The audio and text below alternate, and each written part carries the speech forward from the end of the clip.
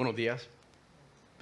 Que el Señor les bendiga a todos en esta mañana. Bienvenidos a Crosspoint Español.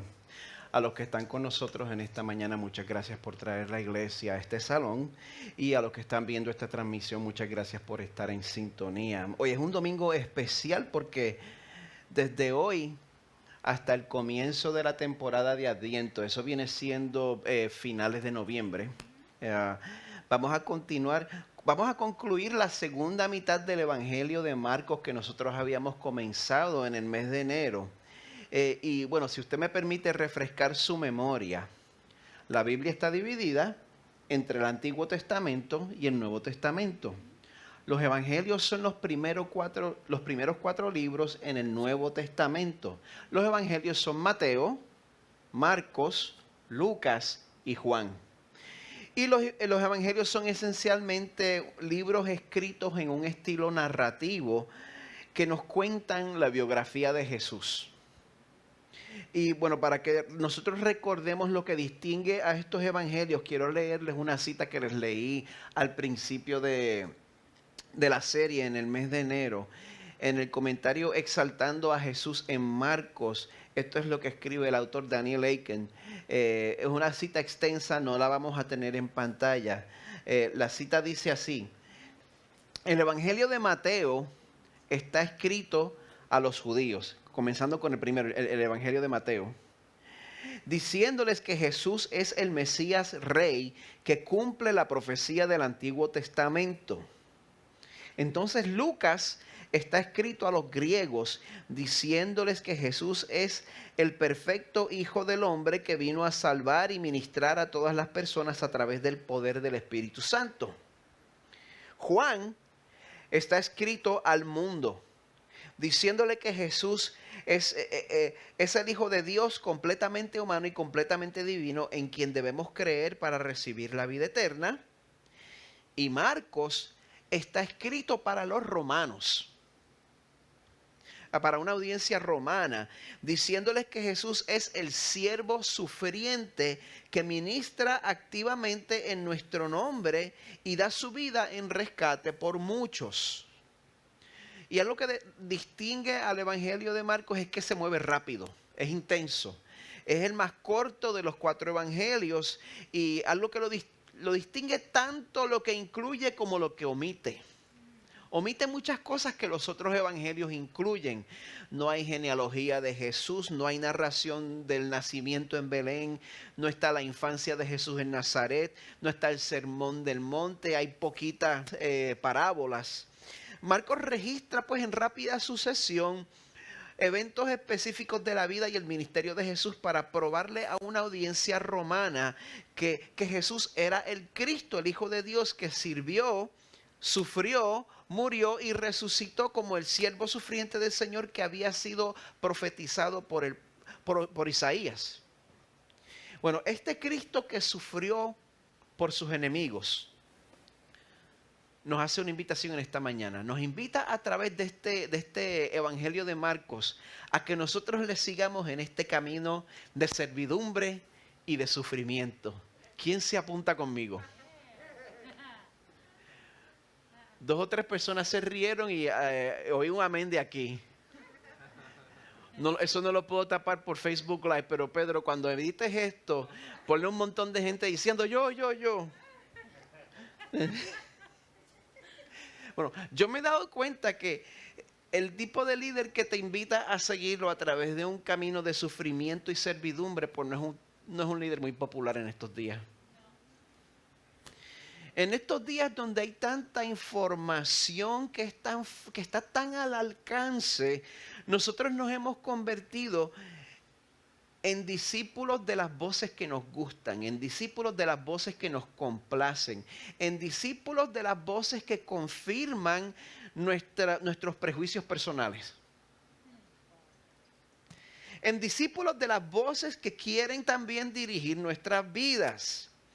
Prestamos atención a los que se cantan predicadores por Facebook. Gente que se canta predicador que no tienen ningún tipo de supervisión ni están a cuentas a nadie. Gente que se cantan pastores y no tienen iglesia. A otros pastores que no son su pastor. Prestamos atención a las figuras políticas, prestamos atención a los influenciadores. Bueno, en fin, lo que terminamos haciendo es que le damos el mismo respeto tanto a la Biblia como al noticiero, como a los programas de chisme y de farándula. Le damos el mismo valor y la misma atención y le hacemos el mismo caso. Muchos pastores que yo conozco están de acuerdo con que están encontrando esta misma situación. Porque yo le perdono esto al que no sea parte de la iglesia. Pero más y más personas dentro de la iglesia dejan de hacerle caso al consejo bíblico de la persona que ellos escogieron como pastor, porque sus mentes están contaminadas y envenenadas por la desinformación que ellos mismos se están metiendo por ojos, boca y nariz, día y noche por su propia voluntad.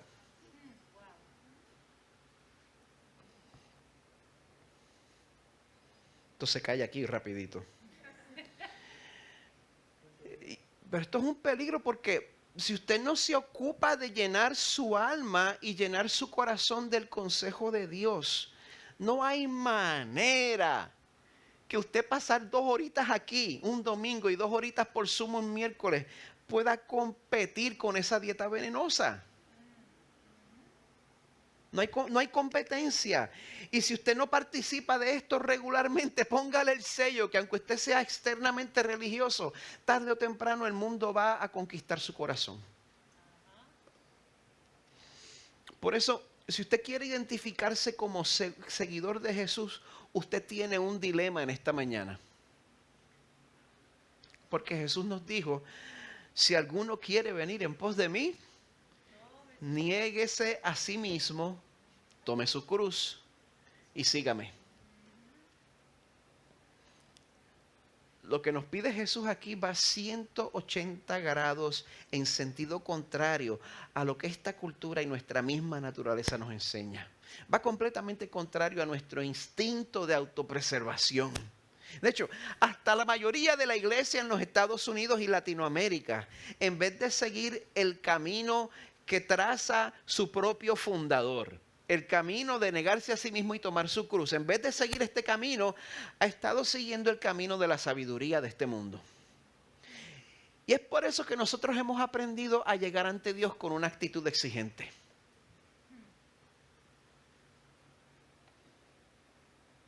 Es por eso que nosotros estamos tratando de establecer el reino de Dios. Señor, no necesito tu ayuda, muchas gracias. Yo voy a tratar de establecer tu reino aquí a través de mis esfuerzos y a través de mis estructuras de poder. Pero en contraste, el libro de Marcos nos invita a preguntarnos si en nuestro caminar con Jesús, si verdaderamente deseamos ser servidos o servir. Si en nuestro caminar con Jesús verdaderamente queremos llegar ante Él con un corazón humilde.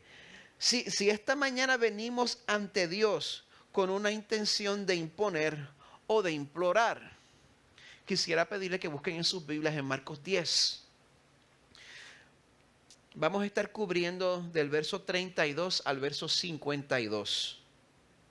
Marcos 10, 32 al 52, y en lo que ustedes buscan en sus Biblias, pues voy a darles una idea geográfica aproximada de donde hemos estado pasando el tiempo hasta ahora en el libro de Marcos y de la dirección que vamos a estar tomando en esta última sección. Este mapa en pantalla que ven ahora muestra parte de lo que hoy en día es la región de Israel. También al este podemos ver Siria y también al norte podemos ver parte de lo que hoy en día es el Líbano.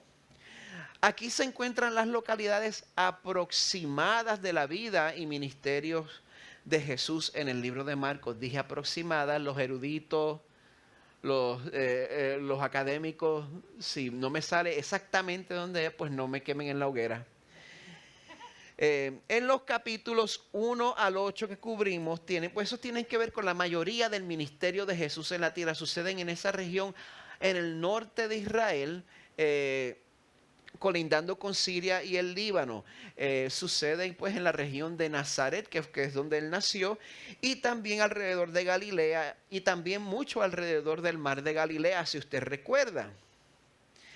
Entonces, Los capítulos 8 al 10 nos muestran las últimas instancias de ministerio en esa región y también el proceso de peregrinaje hacia Jerusalén, donde Jesús iba a entregar su vida por su pueblo. ¿Me están siguiendo, verdad? Bueno, hoy vamos a concluir el capítulo 10 y el próximo domingo vamos a comenzar a cubrir los capítulos 11 al 16. Donde pues ya la ciudad de Jerusalén comienza a aparecer en el horizonte. Pero hoy no hemos llegado todavía. Hoy nos encontramos en el poblado más grande, justo antes de llegar a Jerusalén, y me refiero a Jericó. Pero antes de comenzar, bueno, voy a pedirles que oren conmigo para que el Señor me ayude en esta mañana. Oramos.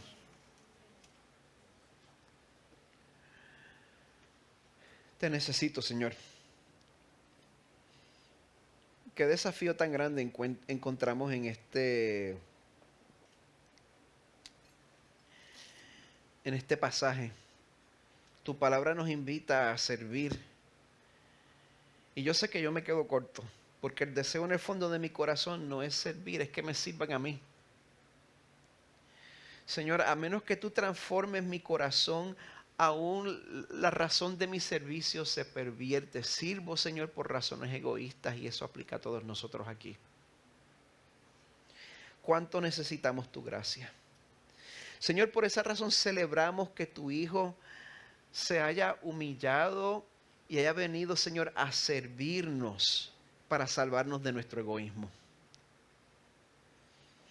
Te pedimos, Señor, que tu Espíritu y tu palabra pongan en nosotros el deseo de vivir para ti y vivir para tu pueblo y vivir para la comunidad donde nos has puesto, Señor.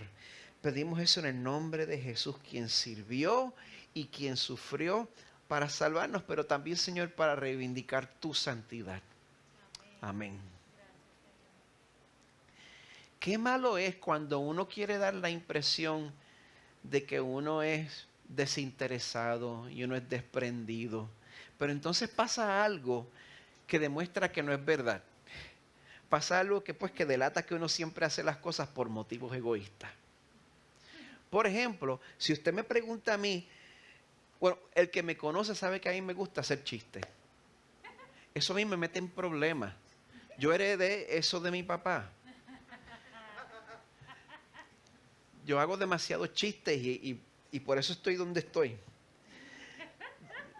Y si usted me pregunta a mí por qué yo soy así, pues puede que yo le responda porque a mí me gusta hacer a la gente reír. Y le doy ese motivo altruista. Y eso pues suena como si yo hiciera las cosas por amor a la gente, porque me desvivo por los demás y porque quiero su beneficio y su salud mental. Pero si yo estoy en la situación donde yo le hago un chiste a una persona y entonces esa persona le hace ese mismo chiste a un grupo y ese chiste pega con ese grupo, todo el mundo se ríe de ese chiste y todo el mundo celebra a ese amigo mío porque hizo ese chiste, mi chiste, se roba el show. Entonces me doy cuenta que el yo hacer chistes no tiene que ver tanto con beneficiar al público, sino que más bien se trata de yo llamar la atención y de yo inflar mi ego.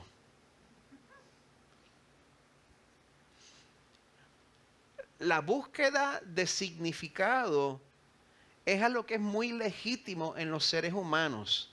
Lo que pasa es que nosotros tenemos que estar en vigilancia de que, porque rápido, la búsqueda de significado se convierte en la búsqueda de fama y reconocimiento.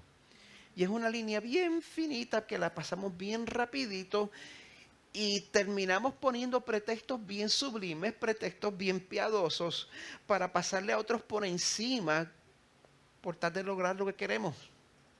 Porque en el fondo de nuestros corazones nosotros creemos en ese dicho que dice, a Dios rogando y con el mazo dando, y creemos más en la parte de con el mazo dando que a Dios rogando, ¿verdad que sí? Y es por esa misma razón que nosotros llegamos tantas veces ante Dios como niños malcriados, exigiendo, tratando a Dios como si fuera el departamento de quejas de una tienda por departamento. olvidándonos que cada instante, que cada respiro es un regalo de su misericordia, olvidando que las dificultades que nosotros pasamos son parte de su plan diseñado para que nosotros terminemos pareciéndonos más a Jesús. Olvidando que como hijos de Dios nosotros podemos confiar completamente en que Dios va a hacer cumplir su propósito en nuestras vidas y no hay nadie que lo pueda evitar. ¿Usted cree eso? ¿O usted cree que usted se puede interponer a los planes de Dios? Bueno, el pasaje de hoy nos va a mostrar la bendición que se experimenta cuando nosotros venimos ante Dios con la actitud correcta. Es importante que nosotros sepamos la diferencia entre venir a Dios con una actitud correcta y una actitud incorrecta. Gente, porque el corazón de Dios está lleno de misericordia y está presto para bendecir a todo el que se acerca a Él, consciente de su estado real, su estado de desesperación. Quizá a usted no le guste enterarse de eso, pero ese es nuestro estado de naturaleza. Estamos necesitados. El pasaje de hoy comienza en un punto intenso y vamos a ver que en medio de ese momento tan intenso y tan crítico, dos de los discípulos se van a acercar a Jesús y le van a hacer una petición inconsciente, una petición inconsiderada, desconsiderada.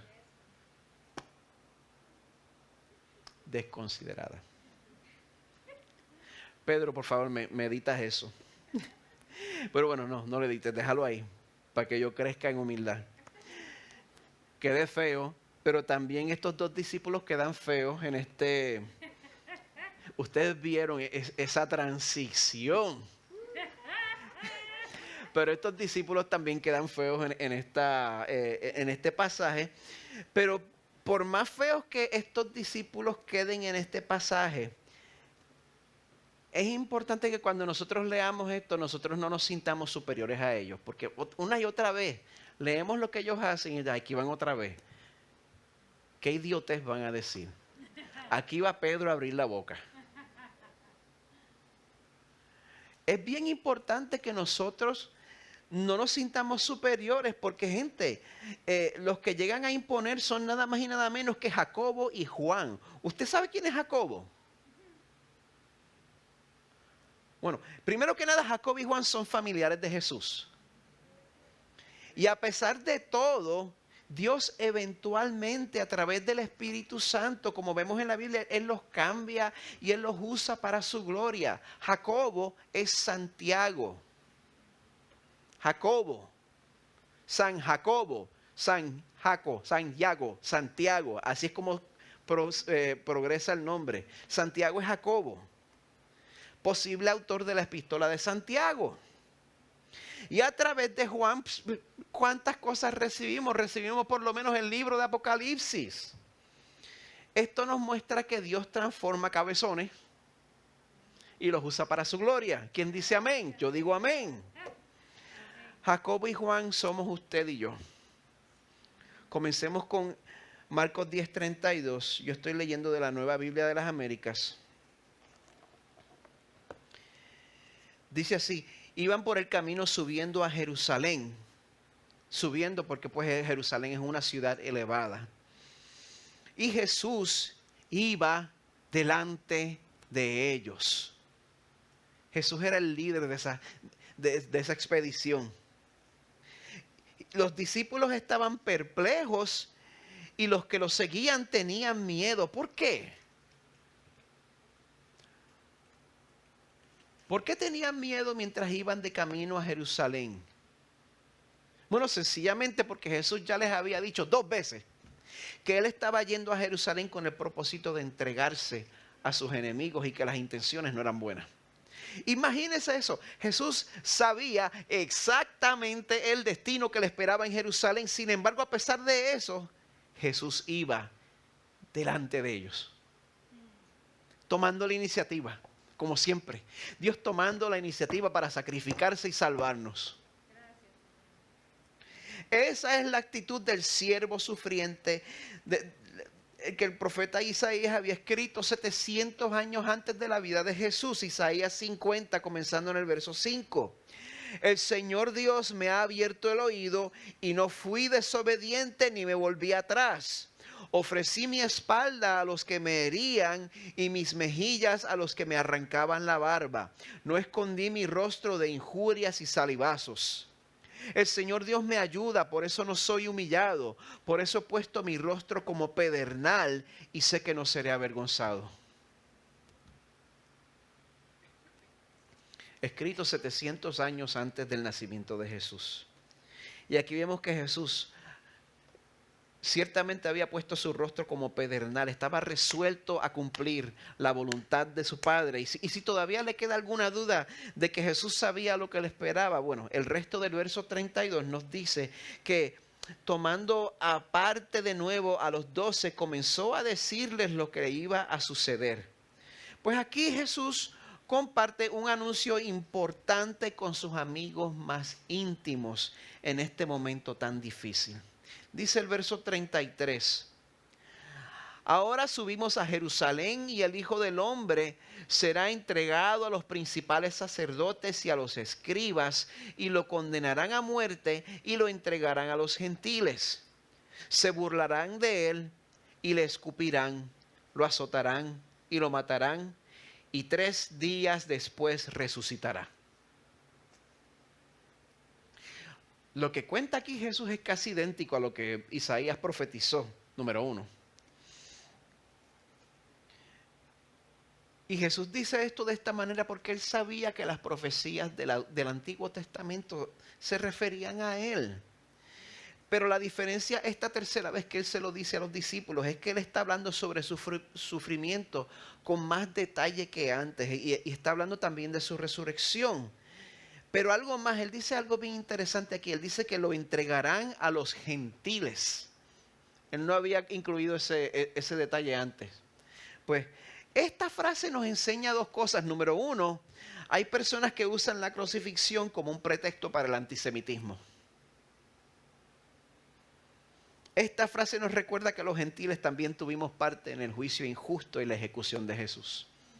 Y si yo hubiera estado, yo habría sentido y habría participado, y usted también. Número 2 es la frase entregar a los gentiles. También era el lenguaje que se usaba en el día de la expiación en Israel, cuando el chivo expiatorio era desterrado del campamento. Era entregado figurativamente a los gentiles. Jesús se veía a sí mismo como la expiación sustituta de su pueblo. Y a pesar del sufrimiento que le esperaba, ¿usted sabe qué? Jesús iba delante de ellos.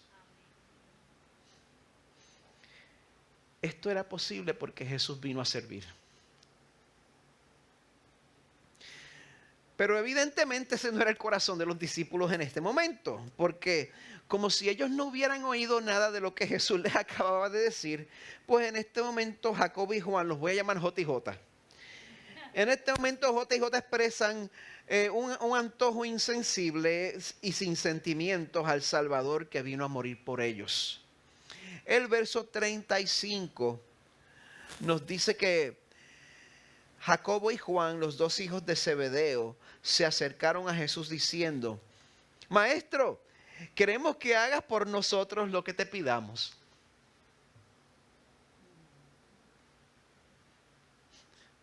¿Cómo reacciona usted cuando su hijo le dice eso?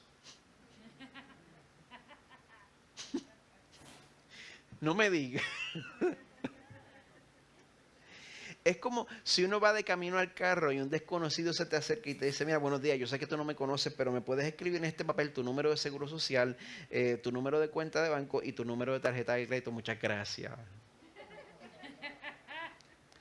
Pues aquí J y J le están pidiendo a Jesús básicamente un cheque en blanco, y Jesús, en vez de responder como ellos se lo merecen, le responde con la misma paciencia que me responde a mí cuando le traigo ese tipo de petición. Él le dice en el verso 36, y recuerden esto para futura referencia: ¿qué quieren que haga por ustedes? Les preguntó. Ellos le dijeron: concédenos que en tu gloria nos sentemos uno a tu derecha y el otro a tu izquierda.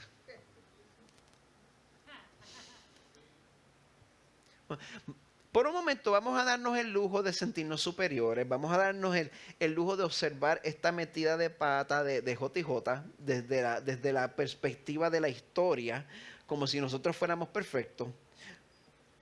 Y vamos a preguntarnos, ¿por qué sería que después que Jesús dice algo tan importante, pues JJ traen esta petición que no iba al caso? ¿Cómo ellos pudieron ser tan desconsiderados? Gente, es sencillo. Uno de los muchos frutos del pecado en nuestro corazón es la falta de sensibilidad por los demás. Los demás te dejan de importar. Tú estás pendiente de lo tuyo. Dios nos creó para vivir en comunidad, pero el pecado nos hace egoístas y nos hace pendientes a nosotros mismos.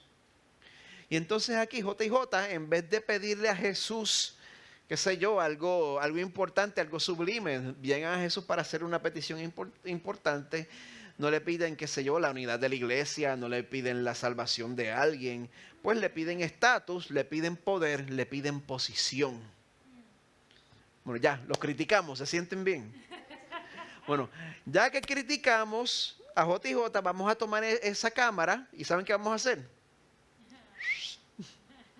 Vamos a tomar esa luz de interrogatorio y nos la vamos a poner nosotros mismos en la cara. A todos nosotros que creemos que estando en esa posición y en esa oportunidad para pedirle a Jesús lo que queremos, a todos los que creemos que le hubiéramos pedido algo más piadoso, algo más exaltado, yo les pregunto, la última vez que usted fantaseó con pedirle 3 deseos al genio de la lámpara,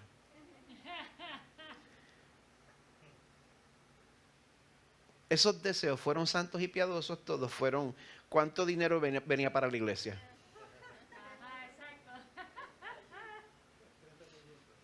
¿Usted deseó la unidad de la iglesia? Yo tampoco.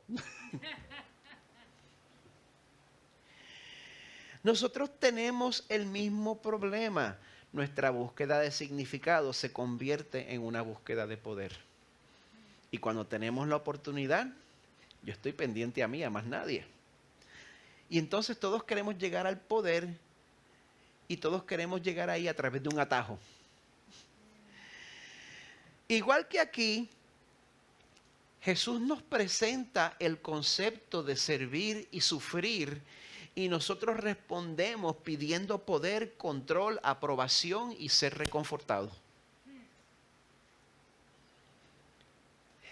Si este problema es prevalente entre pastores, ¿cuánto más en las congregaciones?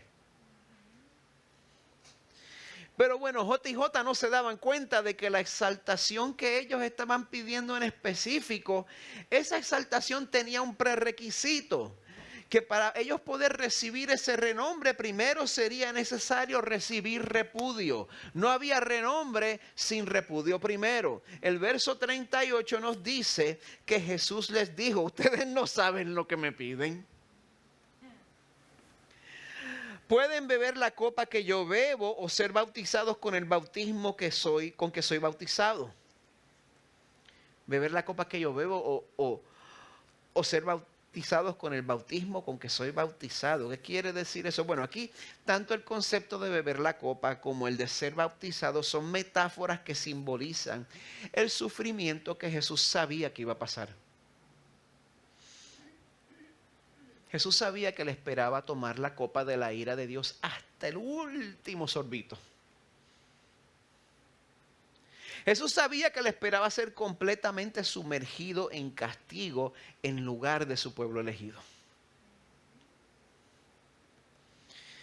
Pero Jacobo y Juan no tenían la más mínima idea de lo que eso significaba. Y como es típico para la gente que no tiene la más mínima idea de lo que están hablando, cuando Jesús les pregunta si ellos podían pasar por el sufrimiento que él iba a pasar, pues con toda la confianza que te otorga la ignorancia, nos dice el verso 39 que le respondieron, podemos.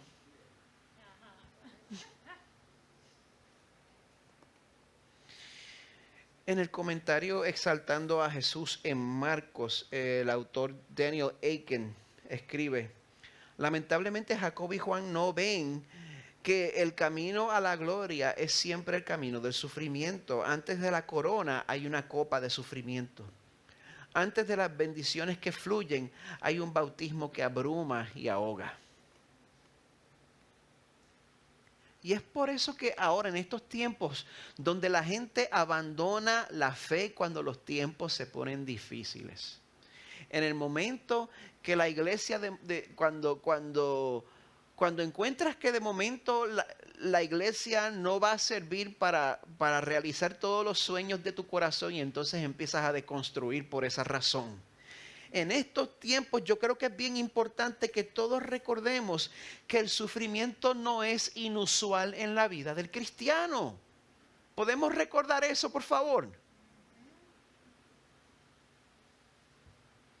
Lo bueno es que las personas que están aquí sentadas, ustedes saben eso. El sufrimiento no es inusual en la vida del cristiano. El sufrimiento es precisamente lo que Dios usa para santificarnos. Y aquí pues vemos que J y J no iban a ser la excepción a la regla. Jesús les dice en el verso 39, la copa que yo bebo, beberán. Y serán bautizados con el bautismo con que yo soy bautizado. De hecho, Jacobo iba a ser el primero de los apóstoles en convertirse en mártir. Hechos 12:1 nos dice que el rey Herodes hizo matar a espada a Jacobo, el hermano de Juan. Por supuesto, a Juan le iba a tocar a experimentar la gran persecución del emperador romano Domiciano. Le iba a tocar sobrevivir, que lo hirvieran vivo, y le iba a tocar ser exiliado a Patmos. Sin embargo, a pesar de que ellos iban a tomar de esa copa y a ser bautizados en ese mismo bautismo, la decisión de los lugares de honor ya había sido tomada desde la eternidad. Bien interesante. Jesús le dice a JJ, sentarse a mi derecha o a mi izquierda no es mío el concederlo. Qué interesante. Jesús, Dios mismo hecho hombre, eternamente preexistente con el Padre y el Espíritu. Sentarse a mi derecha o a mi izquierda no es mío el concederlo, sino que es para quienes ha sido preparado. Esta fue una decisión que curiosamente destacó diferencias entre las personas de la Trinidad, y el Hijo se somete voluntariamente. Pero los discípulos pues no estaban de humor para discutir teología en ese momento. Dice el verso 41 que al oír esto los otros 10 comenzaron a indignarse contra Jacobo y Juan. ¿Por qué? Porque estaban siendo insensibles. Porque estaban siendo, como dije ahorita, inconsiderados. Lo dije, inconsiderados. Yo no creo que se indignaron por esa razón. Yo creo que los discípulos se enojaron con Jacobo y Juan porque ellos llegaron a Jesús con su petición primero que el resto. Esa es mi sospecha. No lo dice aquí, pero esa es mi sospecha, porque entonces Jesús los convoca a todos para darles un aviso instructivo en cuanto a las estructuras de poder dentro del reino de Dios. El verso 42 dice, llamándolos junto a él, Jesús les dijo, ustedes saben que los que son reconocidos como gobernantes de los gentiles se enseñorean de ellos, son mandones, y que sus grandes ejercen autoridad sobre ellos, pero entre ustedes no es así. Esto me recuerda cuando yo regañaba a mis hijos cuando eran chiquitos. Yo sé que ustedes han visto otros nenes agarrarse por los pelos por la comida, pero en esta familia no es así. Los Medina no peleamos por la comida. Eso es uno de los valores particulares de la familia Medina. Hagan lo que quieran, pero los Medina no peleamos por comida. Eso es de animales. Eso es un valor que me copié de la familia de Carmen. Porque mi hermana y yo nos agarramos por el pelo. Pero no solo por la comida. Pero continuando, eso me recuerda cuando yo regañaba a los niños, les decía, otros hacen eso, pero no es así con ustedes. Jesús está enseñando un valor principal de la familia de Dios a los discípulos. ¿Quién se considera familia de Dios? Yo. 1, 2, 3, 4, 5, 6, 7, 8, 9, 10, 11. Entonces, ok. La mayoría. Bueno, Jesús les está diciendo a los discípulos, gente, esto es un valor de la familia de Dios, así que esto es para ustedes también. Jesús nos está diciendo, en el mundo la gente se pelea y se agarra por los pelos y se arrastran por el piso por el poder. Pero en esta familia no es así.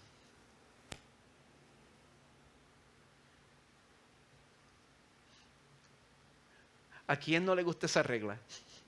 Sea sincero. ¿A quién le gusta mandar? ¿A quién le gusta el poder? En el mundo la gente se pelea, se agarran por los pelos, se matan entre ellos y se arrastran por el piso por el poder, pero en esta familia no es así. El resto del verso 43, sino que cualquiera de ustedes que desee llegar a ser grande, será su servidor. Y cualquiera de ustedes que desee ser el primero, será siervo de todos. Amada iglesia, estoy a punto de leerles la idea central del Evangelio de Marcos. Este es el punto central del Evangelio entero. Aquí Jesús nos deja saber la razón principal por la cual Él exige a su pueblo que busque la grandeza a través del servicio. Dice el verso 45, porque ni aun el Hijo del Hombre vino para ser servido, sino para servir y para dar su vida en rescate por muchos. Eso es tan bueno y está tan lleno de significado que se los voy a leer otra vez. Ni aun el Hijo del Hombre, refiriéndose a sí mismo, vino para ser servido, sino para servir y para dar su vida en rescate por muchos. Este texto solo sirve para un sermón entero porque tiene tanta tela para cortar. Número 1, cuando Jesús dice que ni aun el Hijo del Hombre vino para ser servido, sino para servir, eso nos deja ver que Jesús se da cuenta que Él es Dios hecho hombre y hubiera sido justo y razonable que Él esperara ser servido al venir a la tierra. Pero por supuesto, no fue así. Hubiera sido justo que Él esperara ser servido, porque Él es Hijo de Dios. El Hijo eterno, eternamente preexistente, pero Él vino a dar su vida en rescate. Y cuando dice que Él vino a dar su vida en rescate, no se confunda. Algunos creen que Jesús vino a pagar un rescate a Satanás por nosotros. Eso no fue así. Lo único que sucedió en la cruz, si vemos Génesis 3:15, es que Jesús pisoteó la cabeza de la serpiente. Ese rescate fue pagado a Dios Padre. Era Dios Padre que exigía un sacrificio para no tener que derramar sobre nosotros la ira que nos habíamos ganado con nuestro pecado. Romanos 3, 25 y 26 nos dice que fue Jesús a quien Dios exhibió públicamente como propiciación por su sangre a través de la fe, como demostración de su justicia, porque en su tolerancia Dios pasó por alto los pecados cometidos anteriormente. Por esa razón es que Natán le pudo decir a David, no morirás. Dios estaba pasando por alto los pecados cometidos anteriormente, porque esos pecados iban a ser puestos sobre Jesús. Y todos nuestros pecados futuros también puestos sobre ese punto central de la historia. Para demostrar en este tiempo su justicia, a fin de que Él sea justo y sea el que justifica al que tiene fe en Jesús. Amén. Ese rescate fue pagado a Dios Padre. Bueno, otro detalle que se va a poner un poquito más un poquito más controversial, es que dice que Jesús dio su vida en rescate por todos. Dice muchos, no dice todos. Muchos. Yo creo en la doctrina de la elección, porque yo creo que ni siquiera una gota de la sangre de Jesús fue desperdiciada. Yo creo que el sacrificio de Jesús logró precisamente lo que Dios decretó que iba a lograr desde la eternidad pasada. Y es por eso que Jesús le dice al Padre en su oración intercesoria de Juan 17, no ruego por el mundo, sino por los que me has dado, porque son tuyos. Pero bueno, por más controversial que sea este tema, yo creo que no es más controversial que el concepto de que los que somos parte de la familia de Dios debemos buscar la grandeza a través del servicio, porque mire que eso no nos gusta. Eso sí es controversial porque la iglesia, especialmente en los Estados Unidos, cuando piensa en el poder se le hace la boca agua. Eso no quiere decir que el cristiano debe retirarse de todo tipo de vida cívica o política, no estoy diciendo eso. Pero nosotros debemos dejar de comportarnos como si la única esperanza para la llegada del reino de Dios es el poder político.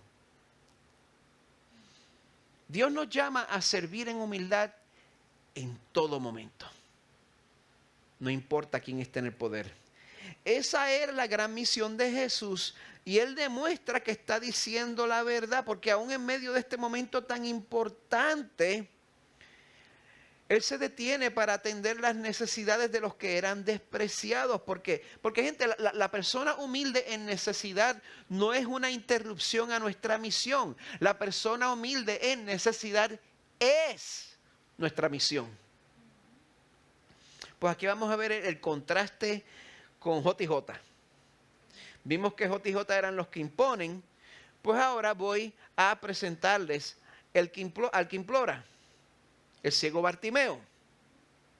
El verso 46 dice que entonces llegaron a Jericó y cuando él salía de Jericó con sus discípulos y una gran multitud, un mendigo ciego, mendigo, es llana, mendigo, perdón, servicio público, mendigo ciego llamado Bartimeo, el hijo de Timeo, qué interesante redundancia ahí. Estaba sentado junto al camino. Digo redundancia porque se ve que Marcos está escribiendo aquí para un público que no es judío. Porque decir Bartimeo, el hijo de Timeo, es redundante porque en hebreo Bar significa hijo de. El nombre entero de Jesús era Yeshua Bar Yosef. Jesús hijo de José. Y Bartimeo significa hijo de Timeo. Y Bartimeo tiene el honor en el libro de Marcos de ser el único recipiente de un milagro de Jesús que es mencionado por nombre. Es probable que se le conociera por nombre porque era de esos mendigos conocidos por la calle. No sé quién. Yo, criándome en Carolina, Puerto Rico, pues había de esos mendigos que uno conocía por nombre. Ahora todos ustedes recuerden todos los mendigos de su niñez. Yo tengo cuentos, pero este no es el momento. Yo me imagino que Bartimeo pasaba el día esperando a oír que se acercaran los pasos de la gente para entonces pedir limosna. Pero parece que de alguna manera él se entera que ese día Jesús iba a pasar por Jericó, porque el verso 47 dice que cuando oyó que era Jesús el Nazareno, comenzó a gritar y a decir de todas las cosas que podía decir, comienza a decir: Jesús, hijo de David, ten misericordia de mí.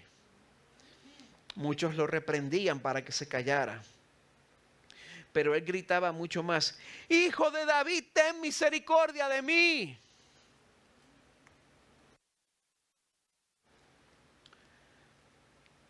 No sé si se dan cuenta una vez más de que son los rechazados y los marginados por la sociedad y por el establecimiento religioso judío que se dan cuenta de quién Jesús es en realidad.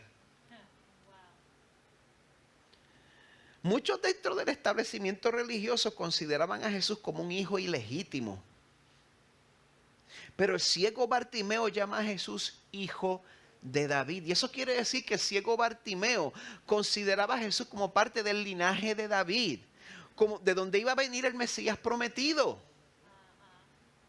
Este ciego podía ver lo que muchos eruditos religiosos no veían. Citando aquí a quien en vida fuera el pastor y teólogo R.C. Sproul.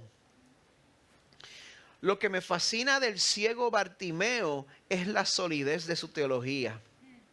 Sin ojos para ver, sabía quién venía. El Mesías, el libertador de Israel, prometido durante mucho tiempo, que saldría de la familia y el linaje de David, que sería el hijo mayor de David, que le devolvería el reinado a David, que sería hijo de David y a la misma vez señor de David. Uno de los títulos mesiánicos más ricos y llenos de significado de todo el Antiguo Testamento es este título, Hijo de David. Y Bartimeo no solo reconoce quién es Jesús, sino que también él reconoce su propia condición desesperada. Le dice, Hijo de David, ten misericordia de mí. Y Jesús reacciona a este clamor. Verso 49. Jesús se detuvo y dijo, llámenlo. Y llamaron al ciego diciéndole, anímate, levántate, que te llama. Arrojando su manto, se levantó de un salto y fue a Jesús.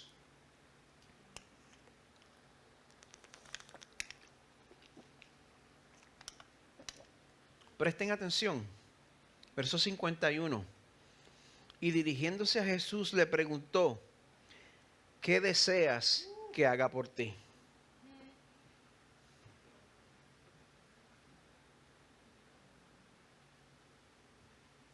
¿Ven el paralelo?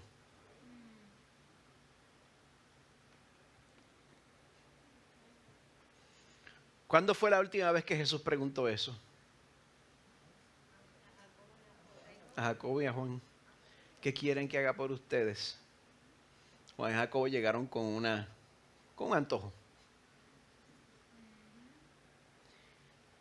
Llega donde el ciego. ¿Qué quieres que haga por ti? Bartimeo llega con una petición diferente. El ciego le responde, Raboní, que recobre la vista. No le dice rabí, le dice Raboní. Dentro del judaísmo, Raboní es un título especial de veneración.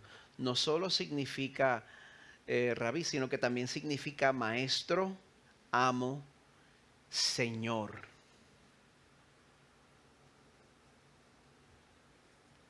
Esto muestra que Bartimeo no solo quiere algo de Jesús, sino que está dispuesto a someter su vida a Jesús.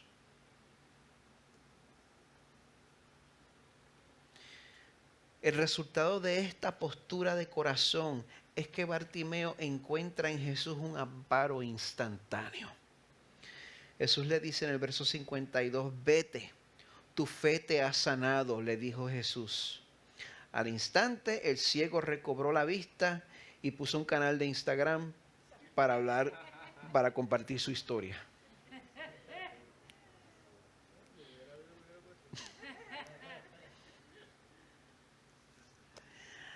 Al instante el ciego recobró la vista y lo seguía por el camino. No está en la Biblia, pero la tradición cuenta que el ciego Bartimeo lo siguió hasta la cruz. El significado original de la palabra sanidad incluye el concepto de la salvación. ¿Cuántos de ustedes sabían eso? Y es por eso que siempre se habla en un combo de ser sano y salvo.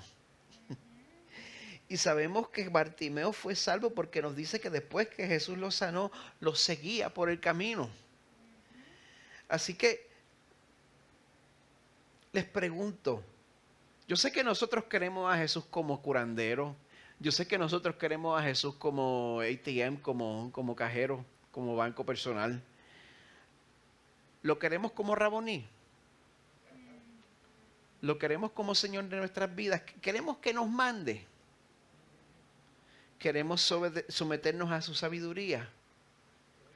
¿Queremos seguirlo en cuanto a lo que Él dice en cuanto a manejar las finanzas, en cuanto al manejo de nuestro tiempo, en cuanto a la ética sexual. Voy a concluir con las siguientes preguntas. ¿Qué buscamos en el reino de Dios?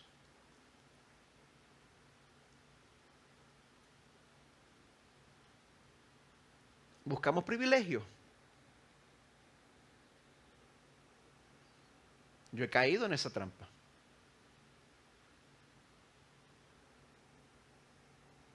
Es fácil caer en esa trampa. ¿Cómo caemos en esa trampa? ¿Con qué actitud nos acercamos al Señor? Creemos que Dios nos debe un lugar especial. Si la respuesta es sí, ¿por qué? ¿Por qué debería Dios bendecirme a mí en particular? ¿Porque yo lo obedezco más? ¿Porque yo me he sometido más a Él? ¿Porque yo me he vestido con más modestia a lo largo de mi vida?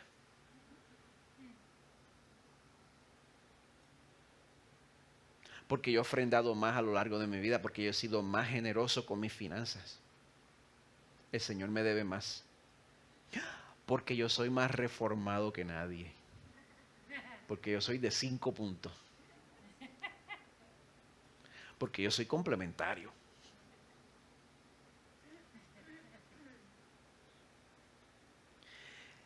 Cuando nosotros creemos que el Señor nos debe algo por nuestra obediencia a Él, eso es tratar de agradarle con nuestros sacrificios. En el Salmo 51, versos 16 y 17, David dice, tú no te deleitas en sacrificio, de lo contrario yo lo ofrecería. No te agrada el holocausto. Especialmente cuando nosotros estamos tratando de buscar el ladito a Dios. El verso 17 dice, los sacrificios de Dios son el espíritu contrito. Al corazón contrito y humillado, oh Dios, no despreciarás. Mi oración es que Dios nos conceda un corazón contrito. Porque a Él no le molesta que nos volvamos a Él arrepentidos, aunque sea por la millonésima vez. Pronto vamos a estar estudiando el libro Manso y Humilde de Dane Ortlund. Y la cita no va a estar en pantalla, pero él escribe, Jesús no se pone nervioso ni frustrado cuando acudimos a Él en busca de un nuevo perdón, de una nueva misericordia, con angustia, necesidad y carencia. Ese es precisamente el punto, es lo que vino a curar. Él se hundió en el horror de la muerte y se lanzó al otro lado para proporcionar un suministro ilimitado de misericordia y gracia a su pueblo. Ilimitado a su pueblo. Ahora mismo tenemos la oportunidad de buscar un nuevo perdón y una nueva misericordia al participar en la mesa del Señor. Así que el equipo de adoración puede pasar.